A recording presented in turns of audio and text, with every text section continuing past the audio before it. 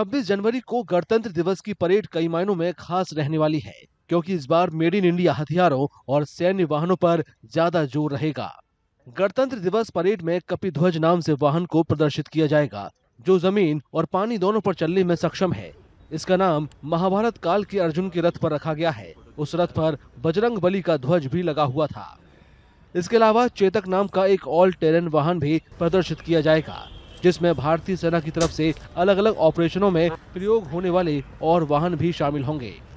Parade में भाग लेने वाले वाहनों के कंटीजेंट कमांडर ने सशस्त्र बलों के इन दो वाहनों की खासियत को बताया। जैसा कि आप देख सकते हैं, इन दोनों की बनावट एकदम अलग है। पहले जो पीछे जो कपिध्वज व्हीकल है, स्पेशलिस्ट मोबिलिटी व्हीकल, उसके बनावट इस तरीके से है क्योंकि वो एक एम्फीबियस व्हीकल है। एम्फीबियस व्हीकल मतलब मैं उसको हर तरीके के टेरेन में, चाहे पानी हो, चाहे दलदली इलाका हो, चाहे ज़मीनी पथरीली इलाका हो, मैं तीनों जगह पे उसको यूज़ कर सकता हूँ, उसको डिप्लॉय कर सकता हूँ। बट जो ऑल टेरेन व्हीकल है वो एक एम्फीबियस व्हीकल नहीं है, तो उसको सिर्फ ज़मीनी इलाकों में ही मैं यूज़ कर सकता हूँ। बट ज़मीनी इलाकों में भी हर तरीके के इलाकों में जाती है ये, चाहे पथरीली इलाका हो, चाहे फिर वो रेतीला इलाका हो, या फिर जैसे कि पहाड़ों में शार्प इंक्लाइंस और वो एलिवेशन होता है, उसमें भी इजीली इसको ट्रैवर्स कर सकता है। कैप्टन लक्षेश ने बताया कि ऑल टेरेन व्हीकल को केवल जमीन पर ही तैनात किया जा सकता है, लेकिन ये भारतीय सेना को क्रॉस कंट्री मोबिलिटी की सुविधा देता है और इसका उपयोग न केवल युद्ध के हालातों में किया जाता है, बल्कि उन दूर दराज के इलाकों में तैनात सैनिकों तक सामान पहुंचाने के लिए भी किया जाता है, जहां बाकी वाहनों से आसानी से नहीं पहुंचा जा सकता। राजपूत योद्धा महाराणा प्रताप के घोड़े चेतक के नाम पर रखे गए चेतक वाहन को कठिन और विपरीत परिस्थितियों में मेडिकल इवैक्यूएशंस के लिए भी इस्तेमाल किया जाता है। सारथ इन्फेंट्री कॉम्बैट वाहन उन्नत क्षमताओं के साथ आता है, खासतौर से अंधेरे में ऑपरेशन के लिए इसे बनाया गया है। It's ALNS. We have ALNS. It's Advanced Land Navigation System. It will help driver to navigate during pitch dark nights. And we have TISC and CTI. CTI is Commander Thermal Imager. So that with that sight, the ICV commander will be able to engage targets and neutralize them during nights. So and we have TISC. It is for the gunner. So the gunner can also see the visibility is better with that site.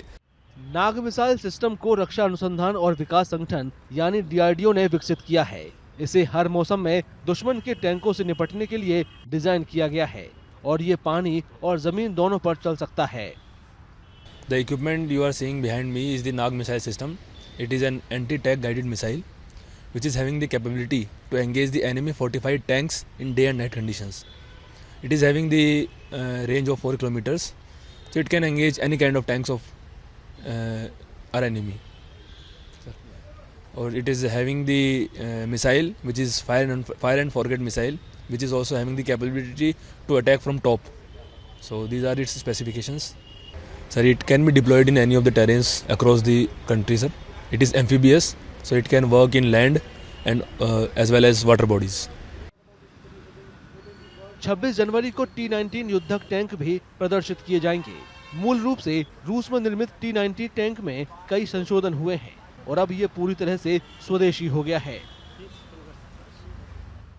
Tank T-90 अगर इसके engine से शुरुआत करूं तो हर चीज़ indigenous है। इसका engine, इसका gun system, इसका प्रोटेक्शन सिस्टम, इसमें दी गई साइट्स जिनका डे और नाइट दोनों तरह की साइट्स हैं, हर चीज़ इंडिजीनियस है। उसके अलावा रीसेंट एड ऑन जो इसमें किया गया है वो है TWMP, track width mine plough, जो इसको माइन फील्ड को क्लियर करने में सहायता प्रोवाइड करता है और उसी समय दुश्मन को इजीली एंगेज करने में कैपेबिलिटी प्रोवाइड करता है। भारतीय सेना वॉर सर्विलेंस सिस्टम संजय के साथ अपनी तकनीकी कौशल का प्रदर्शन करेगी। इस सिस्टम को जटिल हालातों में फ्रंट लाइन कमांडरों की सहायता के लिए डिजाइन किया गया है। जी हाँ, ये इक्विपमेंट रिपब्लिक डे परेड में पहली बार कर्तव्य पथ पर होगा। ये भारत इलेक्ट्रॉनिक्स और इंडियन आर्मी द्वारा जॉइंटली बनाया गया है। इंडिजिनस इक्विपमेंट है, 80% इंडिजिनस है और एक बहुत ही कारगर स्टेप है हमारे आत्मनिर्भर भारत की ओर। बैटलफील्ड सर्वेलेंस सिस्टम जिसका नाम संजय भी है, ये एक ऑटोमेटेड सिस्टम है। ये सारे बैटलफील्ड सेंसर्स जो हमारे एरियल सेंसर और ग्राउंड सेंसर हैं, इनके जो इनपुट्स है इनको कोलेक्ट करता है, प्रोसेस करता है और एक कॉमन पिक्चर बनाता है हमारे कमांडर्स के लिए, उनको असिस्ट करने के लिए डिसीजन मेकिंग में। So it is an automated system which integrates the feed from the ground sensors and aerial battlefield sensors, processes them, confirms their veracity, checks for the duplication and forms a common surveillance picture which aids our commander in taking decision for in the futuristic battlefield.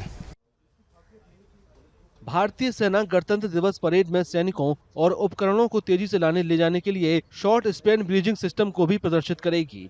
ये system छोटी बाधाओं पर मिनटों में पुल बना सकता है, जबकि पहले इस काम में घंटों लग जाते थे। This bridging system can be used in various geographical terrains to overcome any obstacles like small nalas and rivers. We can, with the help of this bridging system, we can build the bridge in a lesser time, as the name suggests, in 10 minutes. The bridging system has the capacity of carrying loads of 70 ton. The significance of this bridging system is that it is compatible with other bridging system also like Sarvatra. कहीं कहीं हमें पहाड़ियाँ मिलती हैं, कहीं नाले मिलते हैं, नदियाँ मिलती हैं। उन सब जगहों को कवर करने के लिए हमें एक ब्रिज, जो पहले हम लॉन्च करते थे वो मैनुअली लॉन्च करते थे, हमारे जवान उन ब्रिजेस को लॉन्च करते थे और वो ब्रिज लॉन्च करने में, बनाने में घंटों का समय लग जाता था। उस टाइम को रिड्यूस करना और हमारी मैन पावर को कम करना, एक नए ब्रिजिंग सिस्टम की ज़रूरत पड़ी, जिस ब्रिजिंग सिस्टम में हम वो घंटों के टाइम को कम करके कुछ मिनटों में ले आए। 10 से 15 मिनट में हम एक 10 मीटर को ब्रिज को बना सकते हैं सिर्फ 4-5 बंदों की मदद से। इन मोबिलिटी सिस्टम्स में कई पूरी तरह से स्वदेशी हैं, जो न केवल हमारे सशस्त्र बलों की क्षमताओं को प्रदर्शित करते हैं, बल्कि आत्मनिर्भर भारत की तरफ देश की प्रगति को भी दिखाते हैं। जैसे कि मैं सो रहा हूँ तो पिताजी को जगाना है मुझे, तो वो डायरेक्ट उठाने के बजाय, और हिंसा की परंपरा मेरे यहाँ नहीं थी सौभाग्य से, तो वो क्या करते थे कि उस कमरे में आ जाएंगे या बाहर से गुजरेंगे और चौपाई बोलेंगे, प्रात काल उठ गए रघुनाथा, मात पिता गुरु नावही माता। कभी कभी मैं गुस्से में उठ करके, अरे पापा, चरण स्पर्श किया और सो गया। मैंने कहा अब मत उठाना।